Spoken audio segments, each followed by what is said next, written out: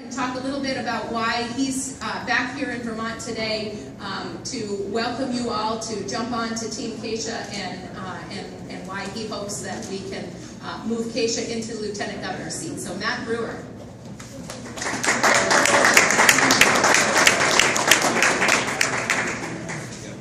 How's everyone doing? Good. We'll get there by the time Kesha speaks, I guess.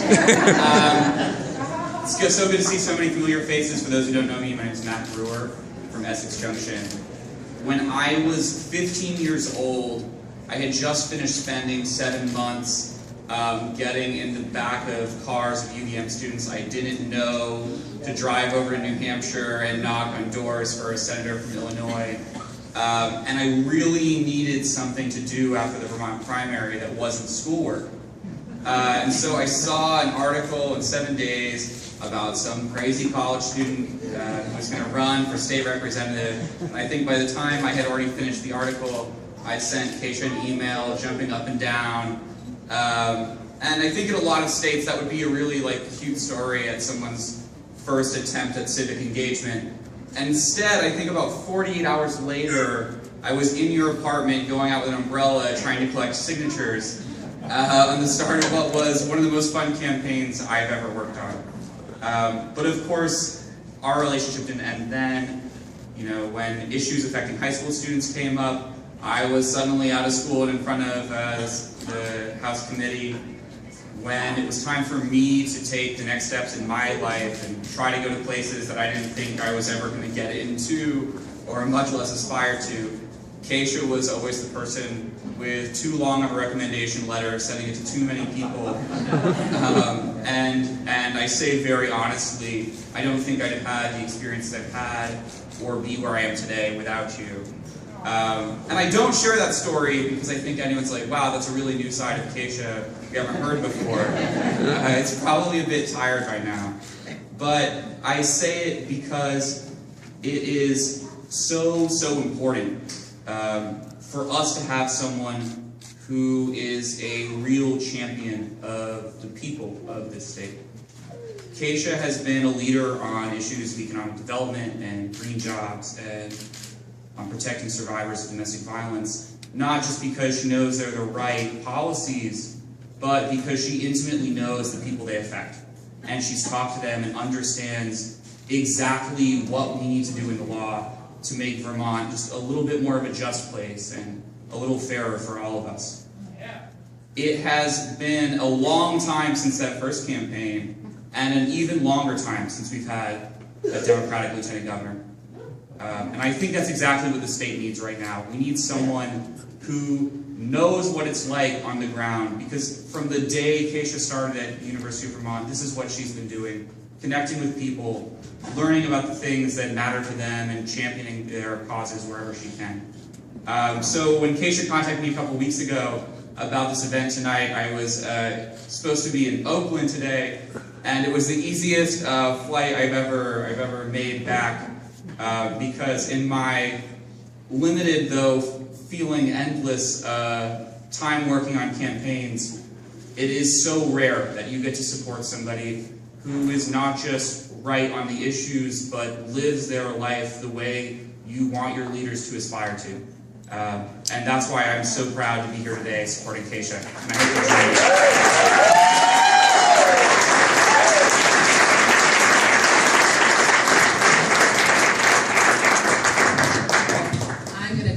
Right now, because the next guy is coming up is much taller than the rest of us. The next person I want to introduce to you is an important person in the legislature. He is the chair of our Commerce and Economic Development Committee in the House. And Representative Bill Botso represents Pownell, which is in the southern corner of the state. Thumbs up if you know where Pownell is. And he knows intimately the challenges that we face in Vermont in doing economic development in a way that works both for Chittenden County, but also for Orange County, where I'm from, and from Bennington County. And so I'm really excited to introduce you to Bill today and give him a few minutes. So Bill Botso. Yes.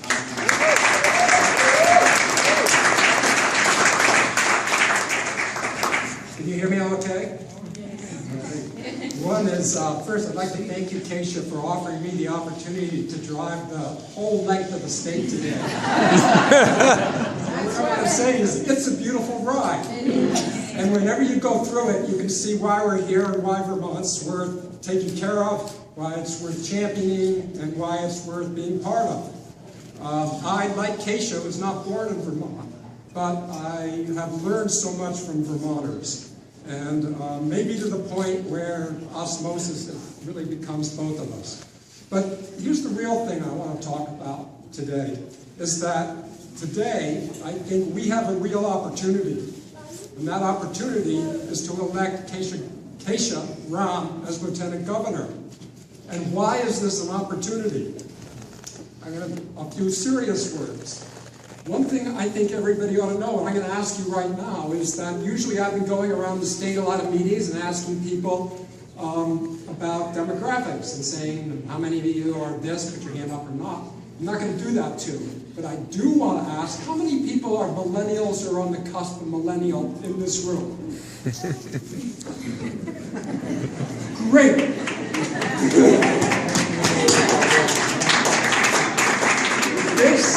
If you're talking economic development, this is really important because for the very first time, millennials are the largest demographic group alive and the largest group in the workplace. They're our future. It's really important. And there's a lot more to it that we have to understand. And this is why it's important, I think, that we have somebody who is of that world but understands all the other worlds in a particular office that can set a tone for who we are and basically, as you've just done, attract a young person back to Vermont. The longer you stay, the better. So I want to say all of that's fine, and that's symbolic, and that's representative, and I think that's really true. But the things that Kesha works on, has worked on, are part of what I think is a strategy to say, this is the picture you want to be part of. And don't you want to be a part of a picture with Kesha in it? Yeah.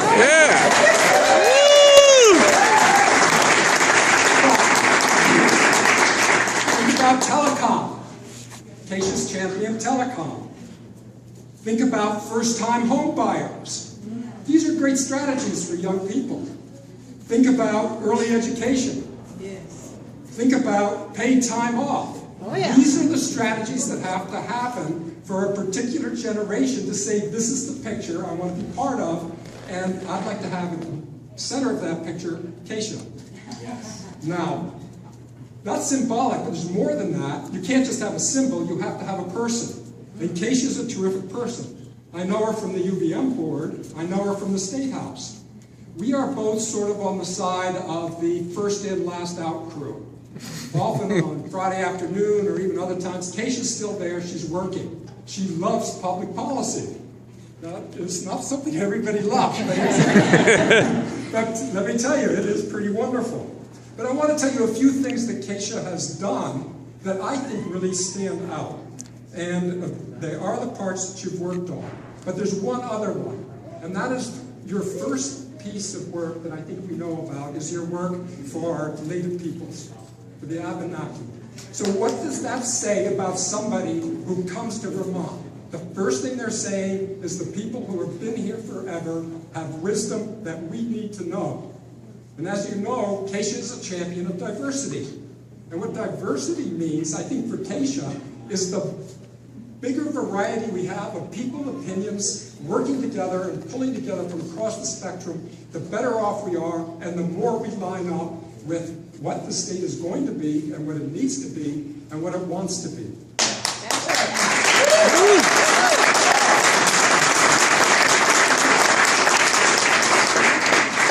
Kesha can say all of this better to me, and also the speakers to come after me, so I'd just like to say thank you for the opportunity to be here.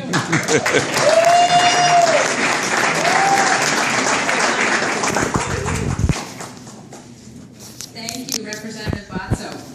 The next speaker who's coming up, if you are older than a millennial, maybe needs no introduction. If you're a millennial, you might not remember when Madeline Kunin was our governor.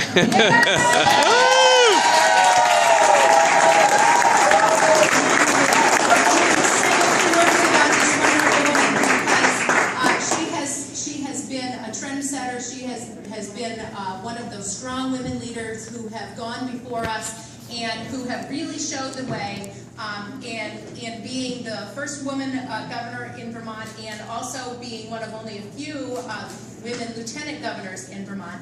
And so she is somebody who we in elected office, who are women, look to and very much admire. And it is so wonderful that she is here tonight, and I think she's got some great things to say about who we hope will be our next woman lieutenant governor. Yeah.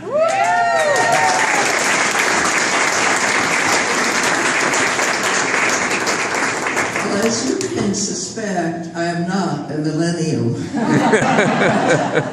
But I am enthusiastic about all the issues that were attached to I can't even pronounce it, millennials. I've got to get something shorter, like senior citizen now. I'm delighted to be here on behalf of Kesha. I think we first met at UVM when we had a talk about Kesha's future. And you know, one of her big credentials, which hasn't been mentioned, is that she was slip of the tongue, governor. She was president of the Student Association at UVM, and I think one of the first early women to do that. So her passion for politics bloomed early. And she was the youngest legislator when she was first elected. And Kesha has a sense of mission. It was already mentioned that she cares about not only people who sit at the table, but people who are knocking at the door, waiting to get in and waiting to be heard. People who are often on the fringes of power, but their lives are affected by those in power. So she sees and she hears those people who we all in public life should listen to, because their needs are as important as anyone else's needs. Now, Sue Minter has been here, and I guess I'm not going to be shy that I support Sue Minter, but somebody might say, in question, 2 women? 2 women? Can we do that?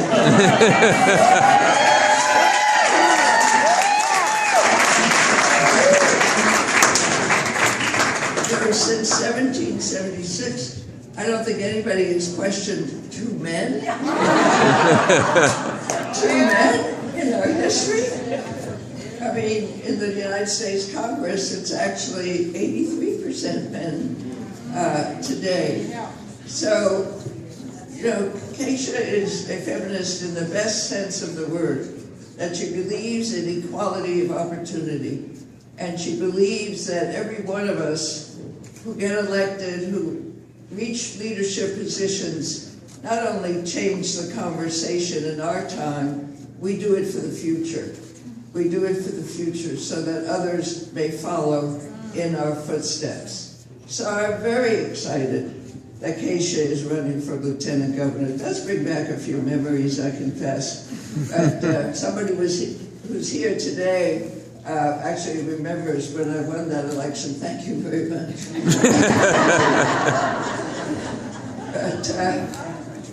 And being a woman, you know, you face the same issues that men face, but the priorities are somewhat different. I mean, Kesha has been on the forefront with a few other legislators on paid or earned sick days.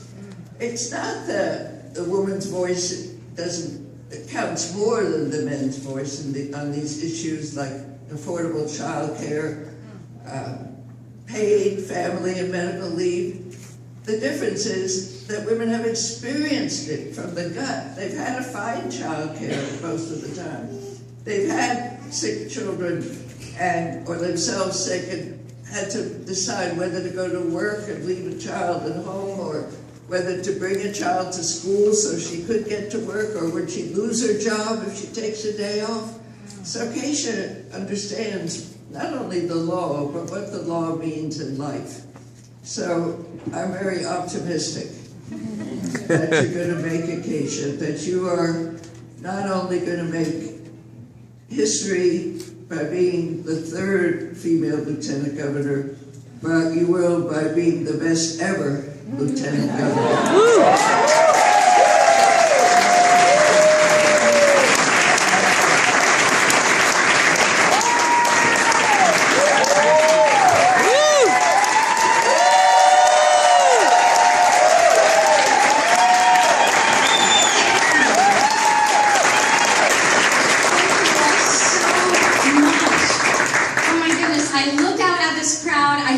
Who's behind me, and what can we not accomplish? Thank you for being here tonight.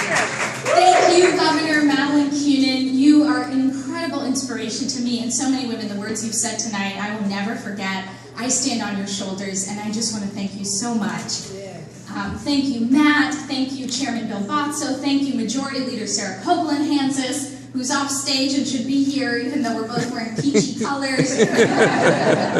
Thank you all so much. I want to thank my campaign team and my volunteers. They said they didn't want to be thanked, but Fassel, everyone who's made this night possible. But really, I look out at all of you, and we have folks here from Bennington, all the way up to St. Albans, to the Northeast Kingdom, and back down to Bellows Falls, and everywhere in between. And we will do this because of all of your energy and the hard work that we will put in together. So thank you so much for being here.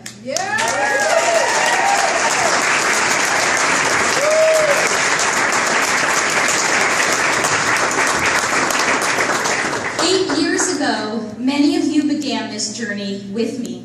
It was the start of the Great Recession, and times were uncertain. Some of us in this room today, part of our peer group, didn't know what kind of job prospects they'd have when they left. They didn't know if they would have to go back to sleeping on their parents' couches. We were a generation in need of a voice in Montpelier, and so I challenged incumbents for a seat in the legislature. Right out of the gate, I was underestimated. I was called a kitten with lipstick, and I, a young woman fresh out of college, was asked what could I possibly bring to the table.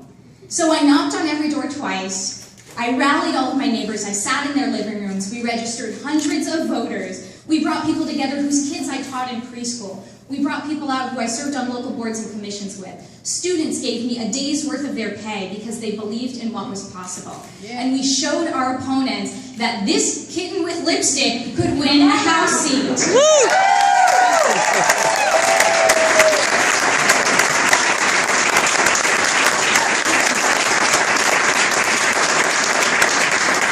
Now, as I travel around the state and stand before you, I am humbled and honored to announce my candidacy to be Vermont's next Lieutenant Governor.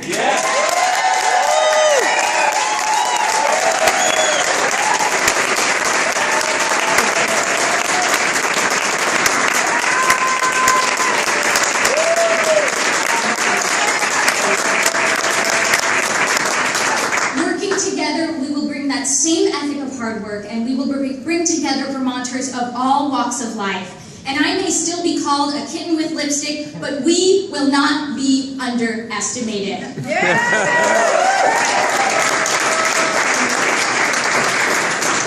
When I first ran for the legislature, those who doubted me didn't understand that, like many Vermonters, I know the value of a hard day's work. I grew up in my father's restaurant. He was an Indian immigrant who owned an Irish pub. And I would bus tables and sweep floors so I could spend time with him and pitch in our family restaurant. My father taught me the right values, and unfortunately he passed away earlier this year, and I know he would be very proud that I'm bringing this hard work to my campaign today.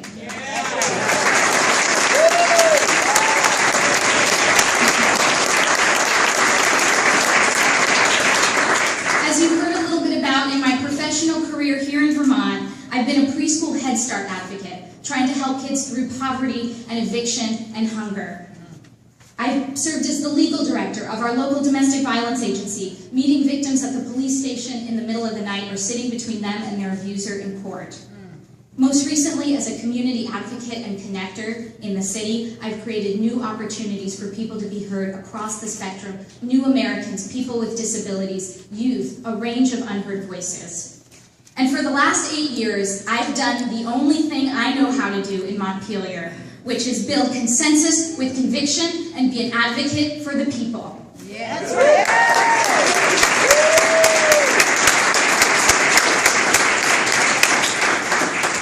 As you heard, the first major issue I decided to take on was state recognition for the Abenaki. It had only faced 30 years of gridlock. I had all the hubris of a 23-year-old. I thought, I'm up for this.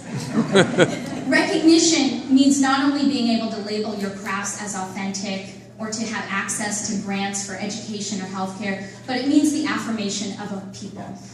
And for me, it meant that Louise Lampman Larrabee, the daughter of the late Chief Leonard Lampman of the Missisquoi Abenaki, her tribe had been fractured and her family was taken off the tribal rolls. But this bill meant that she could replace herself as a governor and a leader in that community, and that this bill would do something for her as it had for her, as being part of a tribe had been for her father before. The bill didn't make everyone happy. I was told I'd burned bridges, I'd lost trust, but I stayed up all hours of the night fielding calls and talking about what it meant if we could cross this finish line together. And in the end, the bill passed 132 to 5 in the House and unanimously in the Senate before being signed.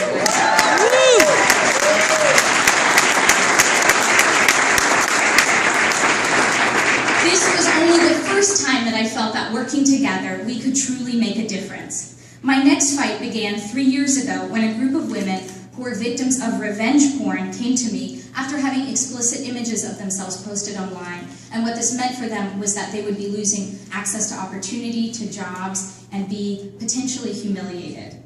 Even though they were not from my district, they came to me because they felt I was approachable, and I would be sensitive to their need for privacy. After 3 years of working with free speech advocates, law enforcement agents, and other stakeholders, we crafted a bill that maintained strong victim protections. And when the bill was signed into law, the governor gave me the pen he used to sign it.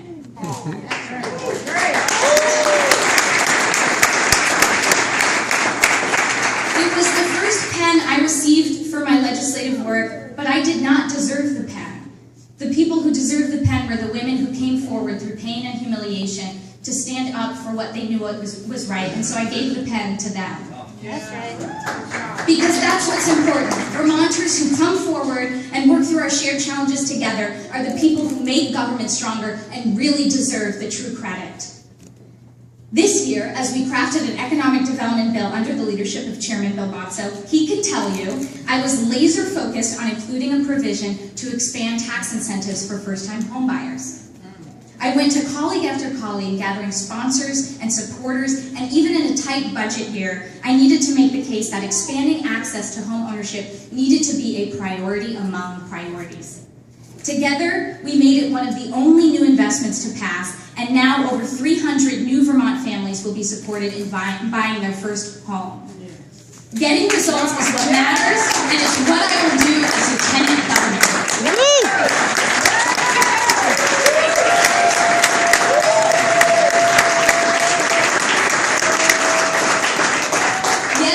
Some of the challenges that are behind us, but we are still facing many more that we must continue to address.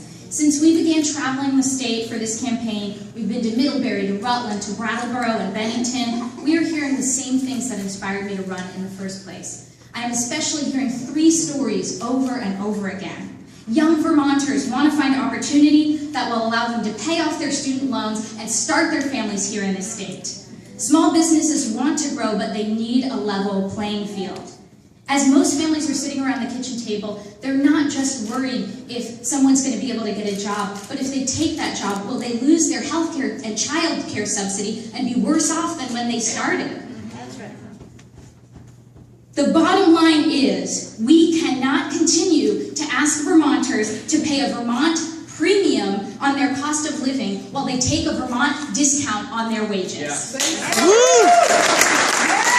Excellent. That is why I am running for Lieutenant Governor.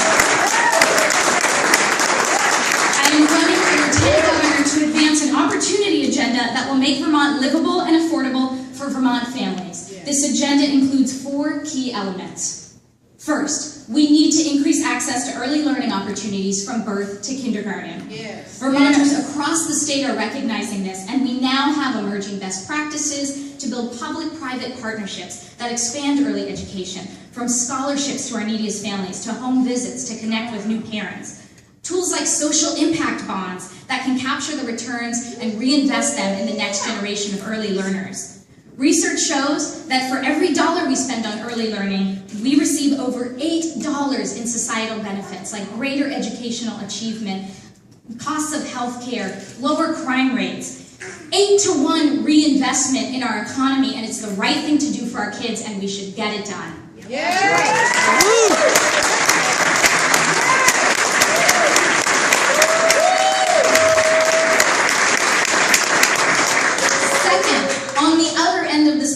A lack of investment in higher education has been one of our greatest stumbling blocks in our state and our nation. Vermont is nearly last in the country in terms of its investment and what it spends on colleges and universities. One of our greatest champions, Bernie Sanders, is running for president with free college at the center of his economic platform. Yes. We need to enhance the success and earning potential of our high school graduates by working together toward the goal of free college for every young Vermonter. Yes.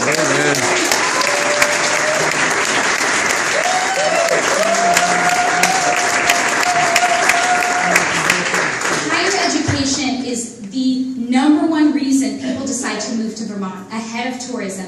We import about 5,000 talented young people and professionals each year, and many want to make their home here. Let's treat higher education like the economic development tool that it is, and make higher education affordable for all Vermonters.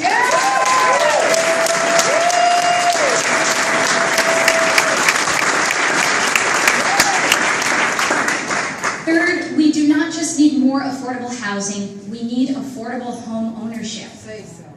This will boost our economy by getting Vermonters out of a cycle of high rent and growing our grand list. While the estimated average wage for a renter is just above $11, to truly afford a 2-bedroom apartment, one needs to make above $19 an hour. Declining wages, plus the increasing cost of the average median home price at about $200,000, keeps home ownership out of the range of a lot of Vermont families. I talked to a father in Bennington who lives in a 1-bedroom apartment with his 9-year-old daughter, and they have a baby on the way. They can barely afford their 1-bedroom apartment, let alone think about getting a bigger place or affording their dream of home ownership. This is why we need to continue to expand tax incentives for home ownership and invest in shared equity programs that keep starter homes affordable. When Vermonters can afford homes, they help our communities and our neighborhoods thrive.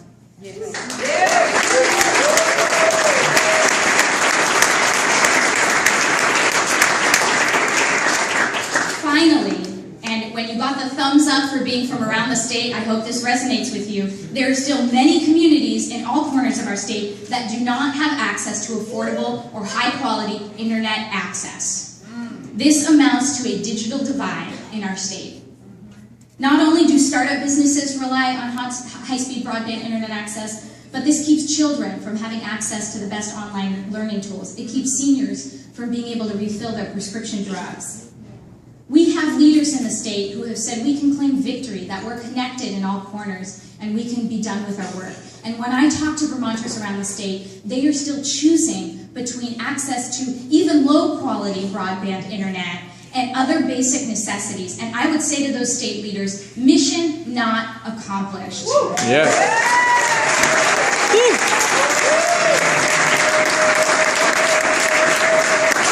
As Lieutenant Governor, I will fight with you to make sure all Vermonters have the right to be connected. Are these goals ambitious? Yes. But are we up for the challenge? Right. We must bring Vermonters together to solve our biggest challenges, and as Lieutenant Governor, I will champion these issues around the clock and across party lines. We need to work together to ensure all Vermonters are heard and have their opinions valued. We need to work together so Vermont families living in poverty have a path to the middle class, and education and home ownership are within reach. We need to work together to pave the way for the next generation of Vermonters to be successful and build their future here. With your help, and as your next Lieutenant Governor, I will work with you to be the people's advocate in Montpelier.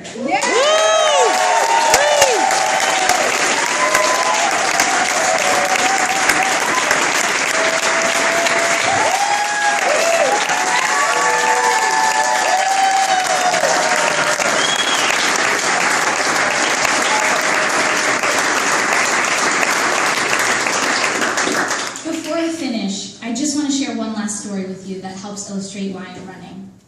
Last week, I went to a civics class at Vermont Adult Learning. These were folks who had been through some really tough times and made big mistakes, but they were looking for a second chance. Some had had 42 different jobs. They'd been homeless. They'd fled from a war-torn country. They were trying to support their kids or their parents. I tried to do more listening than talking because I truly wanted to understand the barriers they were facing and how I could help. One man came up to me afterward to share his story. He had had a rough family life, and he was trying to get his high school diploma so he could go into law enforcement. He said he had tried out for The Voice in New York City because, as he said, he wanted so badly to have a voice and just to be heard. And for most of his life, he never felt like politicians were listening.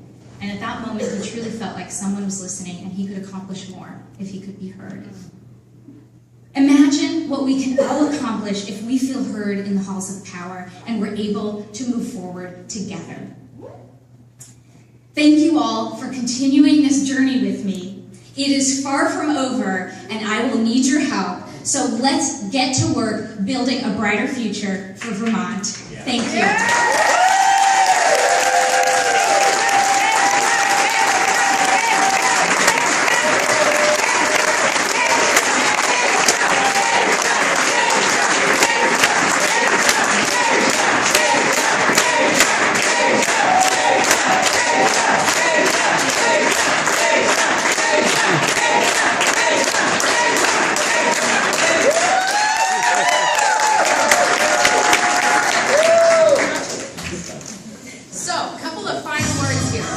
The important part. Okay, hold on.